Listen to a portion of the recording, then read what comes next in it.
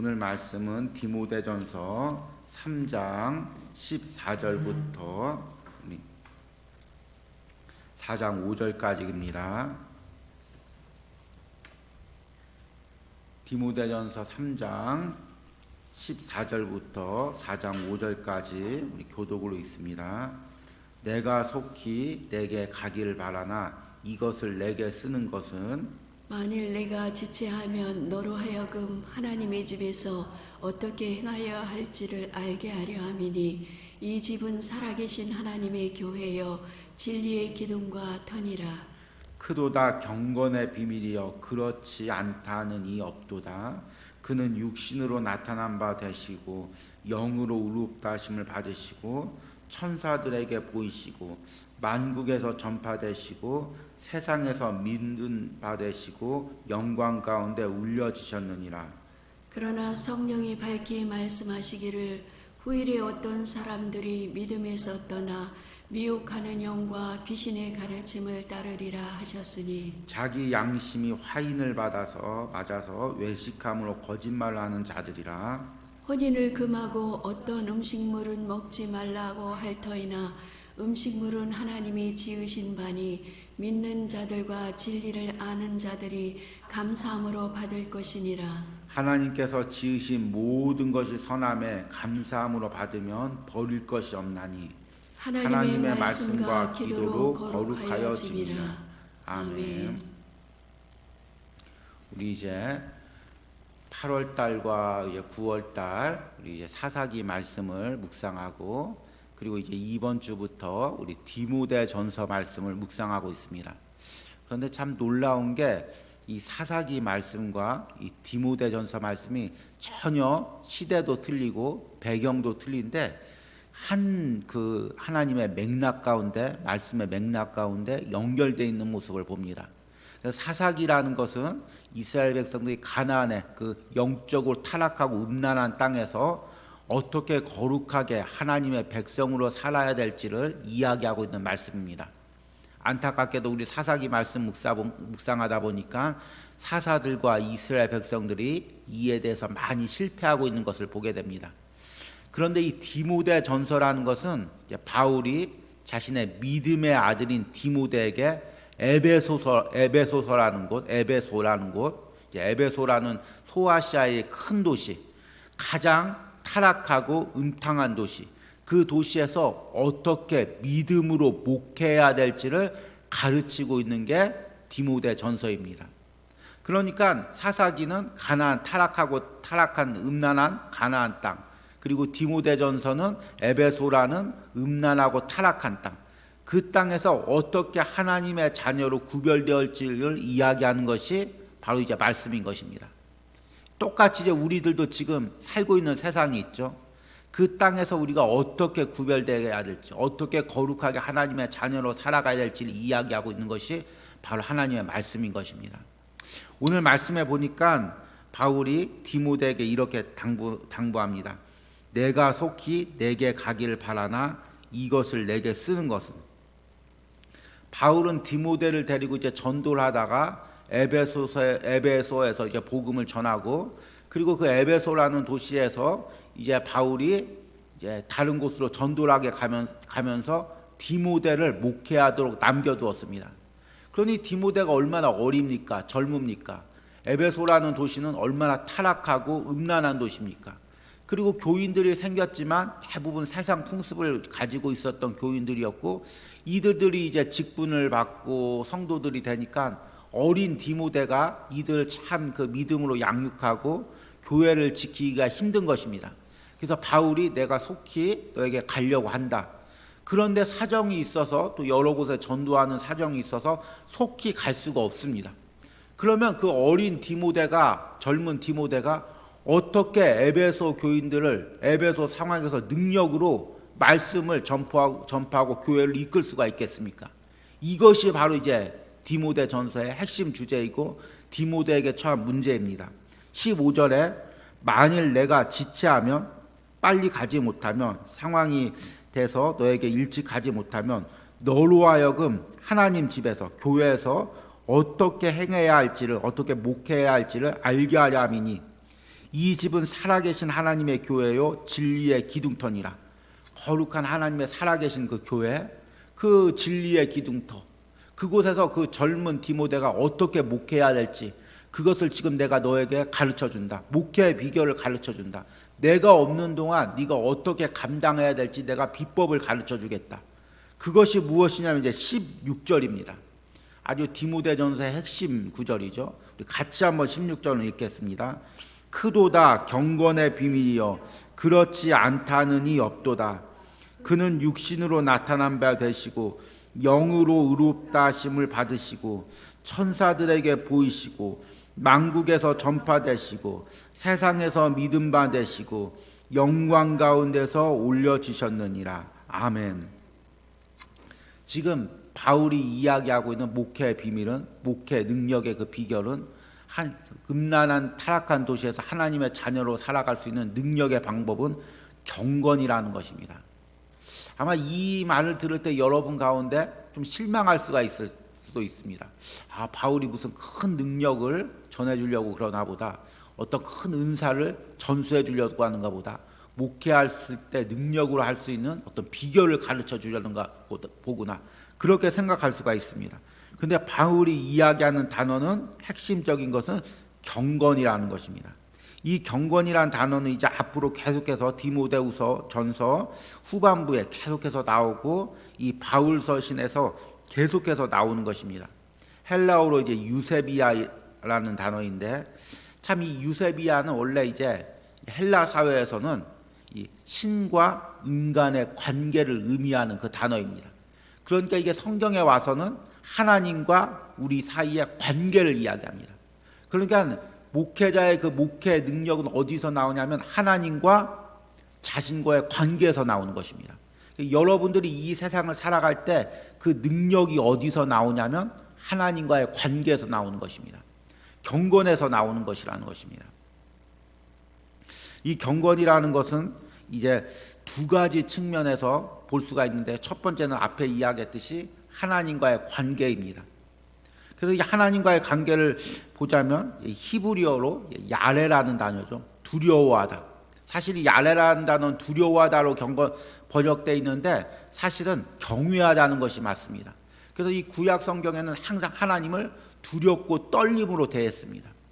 제사장이 성막에 갔을 때도 정말 한 발짝 한 발짝 지성소에 들어갈 때도 그 하나님의 임재 앞에 두렵고 떨리는 마음으로 나가는 그 모습들, 이스라엘 백성들이 모든 일을 행할 때도 항상 하나님 앞에 두렵고 떨림으로 행하는 그 모든 것들, 그것이 경외함입니다. 그리고 그것이 이제 신약 성경의 이 거룩이, 신약 성경의 경건이라는 것입니다. 그러니까 경건하다는 것은 무엇이냐면 항상 하나님 앞에서 두렵고 떨림으로 살아가는 것입니다. 예배하는 것입니다. 경건한 예배란 무엇이냐면 어떤 눈에 보이는 의식이 아니라 하나님 앞에 예배할 때 정말 두렵고 떨림으로, 지금 이 새벽 예배를 드릴 때 하나님이 이곳에 임재하시 계시고 내가 하나님 앞에 그 두렵고 떨림으로 예배한다는 것이 경건인 것입니다. 그러기 항상 우리가 기도할 때도 말씀 전할 때도 그 하나님 앞에 두렵고 떨림으로 살아가는 것, 그것이 바로 이 경건입니다. 또한 이 경건은 무엇이냐, 단순히 예배 가운데만 있는 것이 아니라 내가 혼자 있을 때도, 정말 혼자 있을 때 하나님께 기도하고 하나님과 친밀한 관계를 맺어져 가는 것이 바로 경건인 것입니다. 제가 이제 좋아하는 그 신학자 중에서 E.M. 바운즈라는 분이 있는데, 이분이 이제 기도에 대한 책들을 계속해서 많이 저술했습니다. 그런데 이분이 이야기하는 핵심이 뭐냐면, 목회자가 목회할 때 그 목회의 능력이 어디서 나오냐면 골방에서 하나님과 친밀하게 교제하고 기도하는 데서부터 하나님의 능력이 나온다는 것입니다. 목회자가 골방에서 하나님과 친밀하게 교제하고 기도하는지는 성도들이 알 수가 없습니다. 하지만 목회자가 겉으로 열심히 일하는 모습, 성경 많이 보는 모습, 공부 많이 한 것들은 겉으로 드러납니다. 그러나 그것보다 더 진정한 능력은 목회자가 골방에서 하나님과 친밀하게 사람이 보이지 않는 곳에서 기도하면서 하나님과 친밀한 관계를 맺어갈 때 그 목회자 가운데 하나님의 능력과 역사가 나타난다는 것입니다. 우리 성도들도 마찬가지입니다. 우리 성도들이 세상에서 살아갈 때 어떤 능력으로 살아가냐면 경건의 능력. 하나님과 친밀한 관계 가운데서 하나님을 두렵고 떨림으로 대하며 하나님께 예배하고 기도하고 말씀 묵상하는 가운데서 하나님의 자녀로서의 능력이 나타나는 것입니다. 또 하나 이 경건이라는 것은 세상에서 구별되는 것을 이야기합니다. 이제 거룩이라는 구약의 단어죠. 내가 거룩하니 너희도 거룩하라. 출애굽기 19장 2절 말씀인데요. 이 거룩이라는 의미는 무엇이냐면 세상에서 구별되다는 의미입니다. 그러니까 하나님의 자녀가 경건한 삶을 산다는 것은 무엇이냐면 세상에 나갔을 때 구별된 삶을 산다는 것입니다. 세상 사람들과 틀린 모습으로 산다는 것입니다. 세상 사람들과 다른 방법으로 산다는 것입니다. 세상 사람들과 다른 가치관으로 산다는 것입니다. 그러니까 이 경건은 하나님 앞에 하나님과의 관계 그리고 세상에서 구별된 삶, 그것을 이야기합니다. 그런데 두 가지로 이야기했지만 이것이 사실은 같은 것입니다. 내가 하나님 앞에 두렵고 떨림으로 예배하고 기도하기 때 세상에 나가서도 함부로 살지 못하고 세상의 방법대로 살지 못하고 항상 세상에서 하나님의 자녀로 구별되어 사는 삶, 그것이 경건인 것입니다. 그리고 그 삶을 보여주신 분이 누구냐면 예수님이신 것입니다.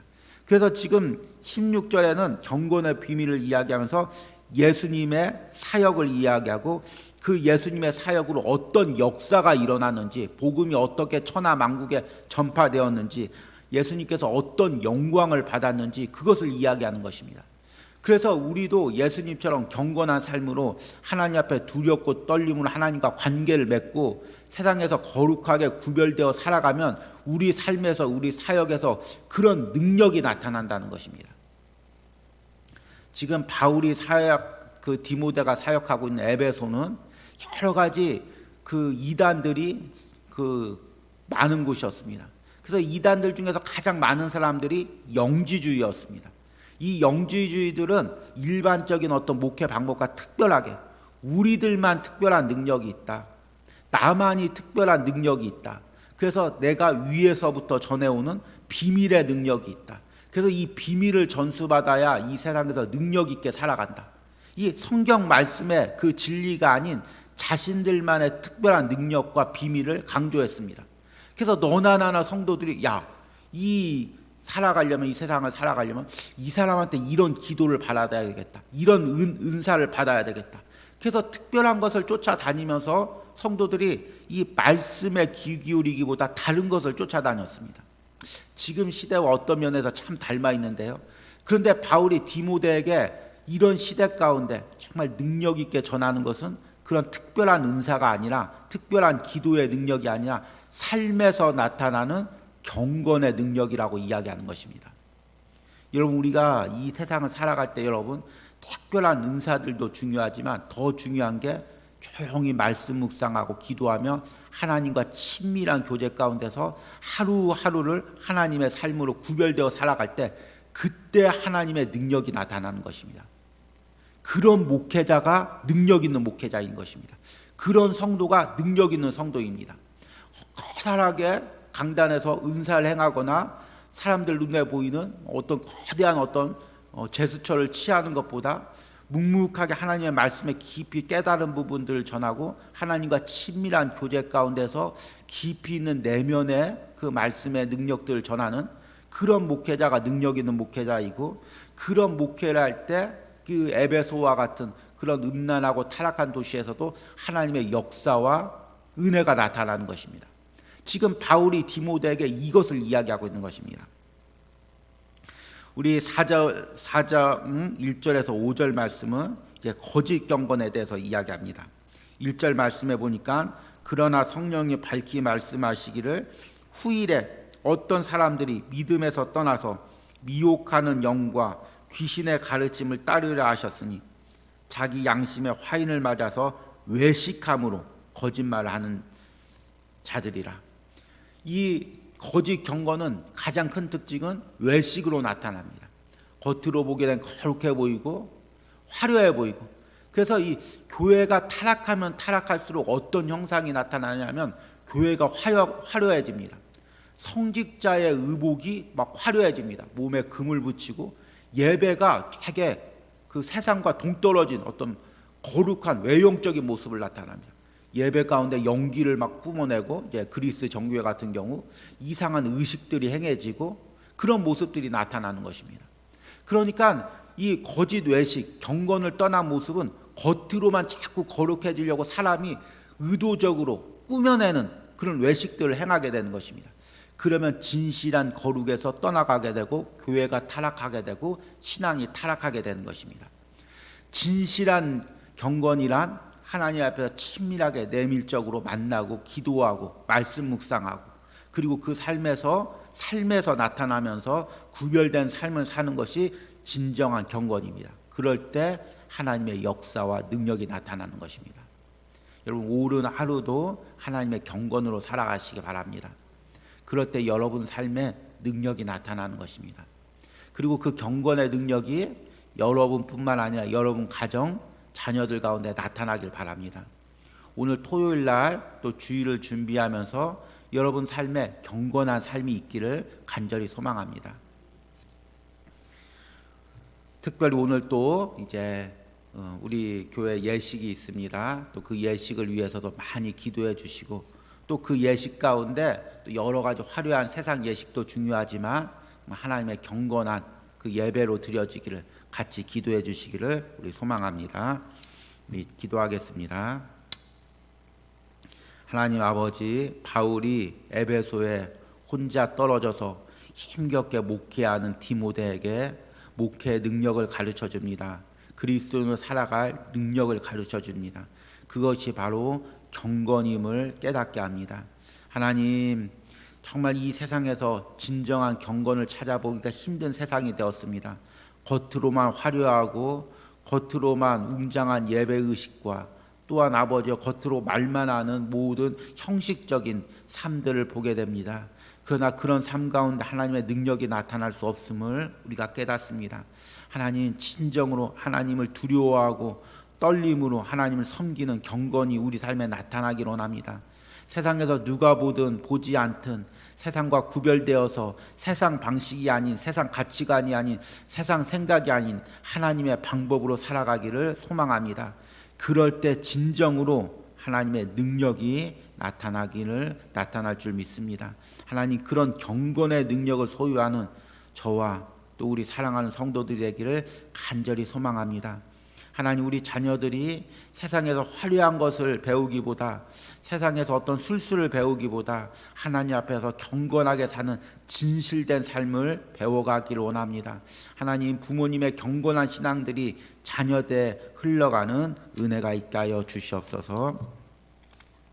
25번째 예물 드립니다. 하나님 아버지,